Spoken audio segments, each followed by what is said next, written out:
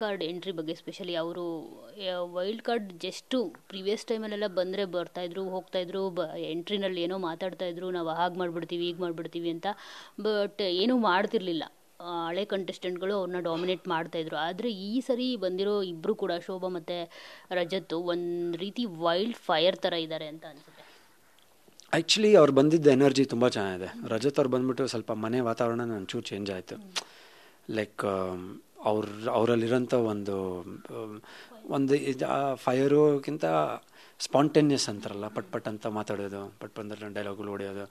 ಆಮೇಲೆ ಅದು ಟಾಸ್ಕ್ ವಿಷಯ ಅಂತ ಬಂದಾಗ ಅವ್ರಿಗೂ ಸುರೇಶ್ ಅವ್ರಿಗೂ ಒಂದು ಜಗಳ ಆಗಿರುತ್ತೆ. ಅಲ್ಲಿ ನಾನು ಮಾತಾಡಿರ್ತೀನಿ, ಅವ್ರು ಕೇಳ್ತೀನಿ, ರಜತ್ ಯಾರಿಗೆ ಹೇಳ್ತಾ ಇದ್ದೀರಾ, ಕ್ಲಾರಿಟಿ ಕೊಡಿ, ಅದೆಲ್ಲ ನಮಗೆ ಹೇಳ್ತಾ ಇದ್ದೀರಾ ಅದು ಅಂತ.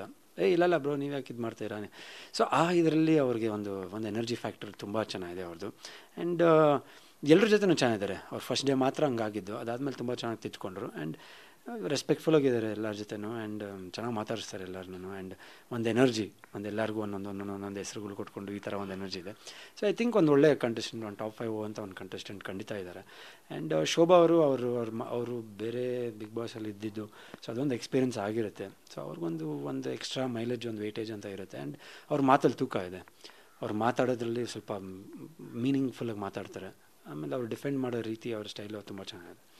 ಎಲ್ಲೋ ಒಂದು ಕಡೆ ರಜತ್ ಅವ್ರಿಗೆ ಅವ್ರ ಮಾತು ಅವರಿಗೆ ಏನಾದರೂ ಒಂದು ರಾಂಗ್ ಇದಾಗ್ಬೋದಾ? ಯಾಕಂದರೆ ಮಾತು ಮನೆ ಕೆಡಿಸ್ತು, ತೂತು ಒಲೆ ಕೆಡಿಸ್ತು ಅಂತ ಗಾದೆ ಕೇಳಿದ್ದೀವಿ.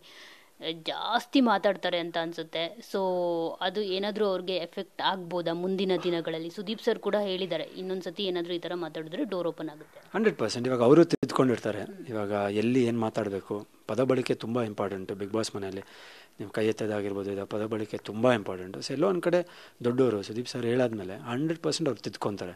ಅವ್ರು ಮತ್ತೆ ಇದಕ್ಕೆ ಹೋಗಲ್ಲ, ಆ ಲೆವೆಲ್ಲಿಗೆ ಮಾತಾಡೋಕ್ಕಲ್ಲ 100% ಹೋಗಲ್ಲ. ಬಟ್ ಎಲ್ಲೋ ಒಂದು ಕಡೆ ಅವ್ರು ಆಟ ಅಂತ ಅವ್ರು ಆಡ್ತಾರೆ. ಯಾರಿಗೆ ಹೆಂಗೆ ಟಾಂಗ್ ಕೊಡಬೇಕು ಆ ಥರ ಕೊಡ್ತಾರೆ.